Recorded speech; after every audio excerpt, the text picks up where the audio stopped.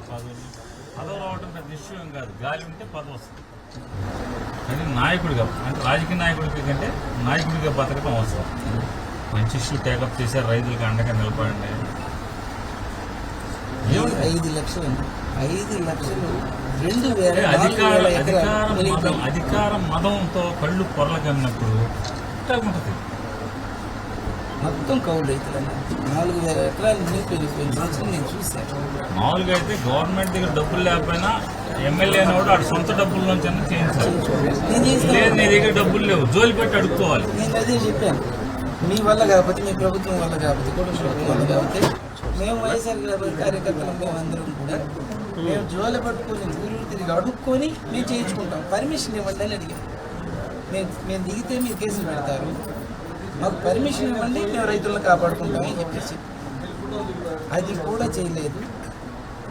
4 గంటలు 10 గంటలు పెడతామన్నారు, 4 గంటలు పెట్టేసి నేను మొత్తం చేయమని కొద్దిగా ఇటుగా ఆనందబాబు గారు చూసి వాడు వైఎస్ఆర్సీపీ వాళ్ళు నిలబడి చేయించేది, దీన్ని ఆపేసేయండి, అసలు చేయడానికి లేదని వాళ్ళకి ఇన్స్ట్రక్షన్స్ ఇచ్చి ఆపేసారు. మొత్తం చేస్తామన్నారు. 7 కిలోమీటర్లు ఉంటుంది, పెద్ద ఎక్కువ ఖర్చు ఏం కాదు. కానీ 200 కోట్లు ఆ కాలువ తీయకపోవడం రైతులకి 200 కోట్లు పోయిన సంవత్సరం నష్టం వచ్చింది. పంట పొడవగానే పోయిందండి, అసలు మొత్తం మునిగిపోయింది.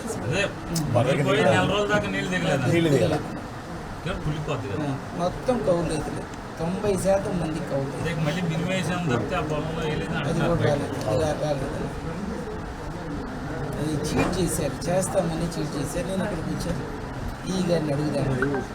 నేను ముందే చెప్పాను, ఒప్పందం జరిగేటప్పుడే చెప్పాను, మీరు ఏ గంట ఆపితే ఆ గంట నుంచి నేను అధ్యక్షులోనే కూర్చుంటాను. రాజశేఖర రెడ్డి గారి విగ్రహం ఇక్కడే ఉంది, రైలు గేట్ ఆడే ఉంది, రోడ్డు ఏడే ఉంది, నేను ఏడే ఉంటాను. నేను ఏ క్షణాన బండి ఆగితే నేను ఆ క్షణాన్ని నుంచి నిరాధ్యక్ష చెప్పేసి వాళ్ళ ప్రెజర్ వాళ్ళకు ఉంది. ఇక్కడ ఆఫీస్కి వచ్చి ఇక్కడ మొత్తం పారిపోయారు. నేను డిఎస్పీ గారికి చెప్పాను, ఇది సార్ పరిస్థితి, నిన్న మీ వాళ్ళ దగ్గర నుండి నన్ను ఒప్పించారు, నాకు ఇప్పుడు సమాధానం చెప్పట్లేదు, అక్కడ రైతులు అన్యాయం అయిపోతారు, ఇక్కడ 10 రోజులు కూడా టైం లేదు, నేను మాత్రం నిరసన కూర్చుంటున్నానండి, వర్క్ చేయడానికి కూడా 10 రోజులు అవుతుంది, ఇక్కడ నిరసన కూర్చుంటాను. అశోక్ గారు మీరు ఉండండి, నేను వస్తాను, మాట్లాడతాను, వాళ్ళని పిలిపిస్తానని చెప్పేసి అని అన్నారు. ఇక మీరు వచ్చేంత వరకు నేను కూర్చోనండి అని చెప్పేసి చెప్పాను. కూర్చోలా, నిలబడే కార్యకర్తలతో మాట్లాడతాను. సిఐ కొంతమందిని తీసుకొని వచ్చి మాటలు కూడా డిస్కస్ చేసింది కూడా లేదు, పెట్టాడు అది ఇది ఉందానికే లేదు, నా టచ్ చేయొద్దండి అని. మాకు ఏం చేయాలో మాకు టచ్ చేయొచ్చు, ఏమైనా చేయొచ్చు, మేము మాకు ఆ పర్మిషన్స్ ఉన్నాయని టెస్ట్కి ఇక్కడ ఉంచుతా ఉంది. అంటే అతనికి ఒక కక్ష ఉంది, ఇక్కడ వీడిని ఖచ్చితంగా భయం పెట్టేసేసి వీడికి ఇతను ఇక్కడ టౌన్ సిఐ, మా సిఐలు వేరున్నారు.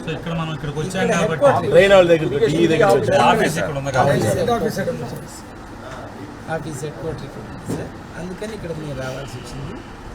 ఇక ఆ రకంగా గుద్దుకుంటూ తీసుకొని వెళ్ళేసి పోలీస్ స్టేషన్లో కింద పడుకోబెట్టారు. 1.5 hour అసలు కనీసం ట్రీట్మెంట్ నాకు ఇబ్బంది ఉంది, నన్ను హాస్పిటల్కి తీసుకెళ్ళమంటే ఇంతవరకు హాస్పిటల్కి తీసుకెళ్ళలేదు, అసలు పట్టించుకోలేదు. తీసుకొని వచ్చేసేసి పడేసేసి నన్ను హాస్పిటల్కి తీసుకెళ్ళారు, పోలీస్ స్టేషన్కి తీసుకెళ్ళారు, నా ప్రైవసీని తీసేసి నన్ను అరెస్ట్ చేసినట్లే.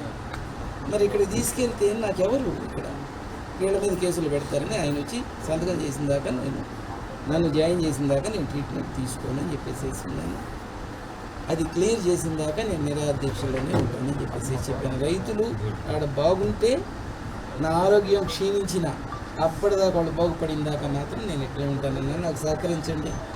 ఎందుకంటే మధ్యలో మీరు మళ్ళీ ఒత్తిడి చేసి లేకపోతే ఇంకోటి నేను తొందరపాటు చర్య చేయట్లా, రాజకీయ లబ్ధి కోసం చేయట్లా. నాకు ఆ రైతుకి క్లియర్ అయితే నన్ను తీసుకున్నాను. ధర్మం అదే థ్యాంక్ యూ అండి.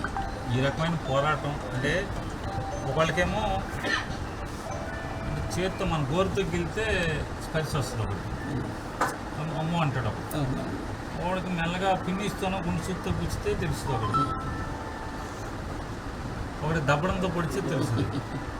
ఇక ఇంకా బాగా తోలుమన్నం అయితే అంకుశం పెట్టి పొడవాల్సిందే కదా. కాబట్టి ఇట్లాంటి తోలుమందం ప్రభుత్వానికి అంకుశం పెట్టి కొడవలసిందే. నెలగా కిడ్నీలో దెబ్బతినడం స్టార్ట్ అయితే అప్పుడే రిపేర్ చేయించుకోవచ్చు కదా. నేను దేనికైనా సిద్ధంగా ఇంట్లో కూడా చెప్పానన్న, మా మిస్సెస్ కూడా చెప్పాను నేను. తను కూడా ధైర్యంగా నువ్వు చేస్తున్నావు, నువ్వు చేసే దాంట్లో న్యాయం ఉంది, నువ్వు ఏ డెసిషన్ అయినా నువ్వు తీసుకొని చెప్పేసి మన పోరాటానికి అయితే మనం చేసేటువంటి ఈ ఉద్యమానికి బలమైన కారణం ఉన్నప్పుడు మనం వెనక్కి అడుగు వేయాల్సిన లేదు, ఆలోచించాల్సిన ఈజీగా సమస్య చిన్నది కాదు. అధికార మతమే సమస్య. ఇక్కడ సమస్య మీరు చిన్నదానికి అంటే తూడు తీయటమే కదా, 15 గంటలో లేకపోతే 20 గంటలో తూడు తీయటమే.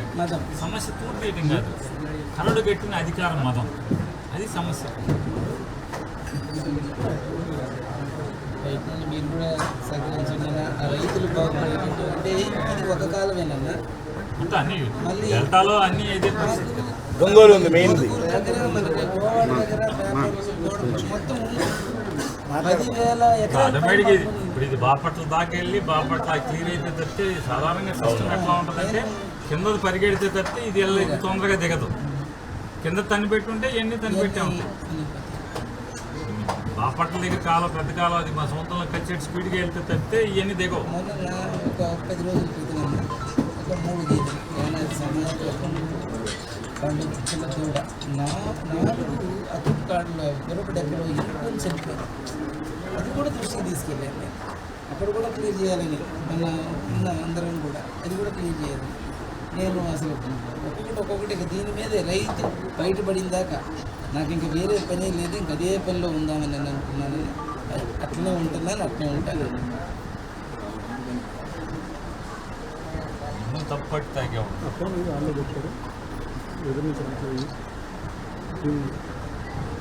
మీరు తిరగబడేది, పోరాటం చేసేది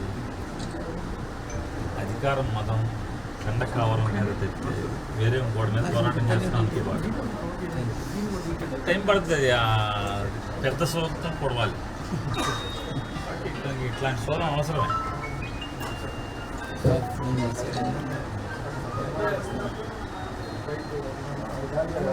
రాత్రి అనుకున్నా పొద్దునే వెళ్తాను, పొద్దున రాత్రి శివ ఫోటో చూసాను, చూశాను. తర్వాత శివ వచ్చి వెళ్ళాడు కదా మాట్లాడాను, ఆయన కూడా మాట్లాడాడు.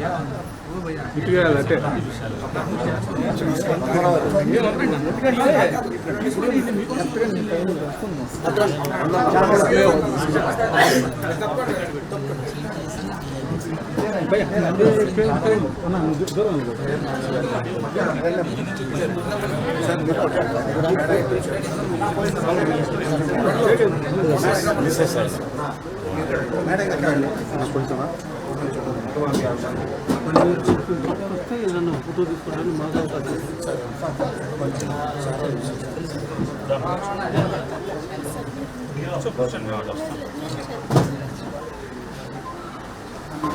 స్టూల్ అయిపోయారు.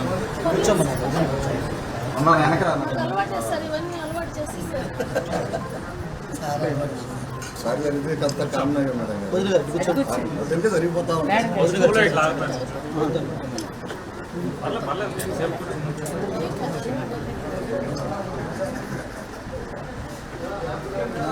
ఇది ఒక రోజుతో పోరాటం తెలియదు కదా, కూర్చొని ఏముంది. నేను ఆయనతో పాటు అన్ని తిరిగాను, అన్ని దీక్షల్లో పాల్గొని అన్ని చేశాను సార్. 10 సంవత్సరాల నుంచి చేస్తా వచ్చాను నేను కూడా.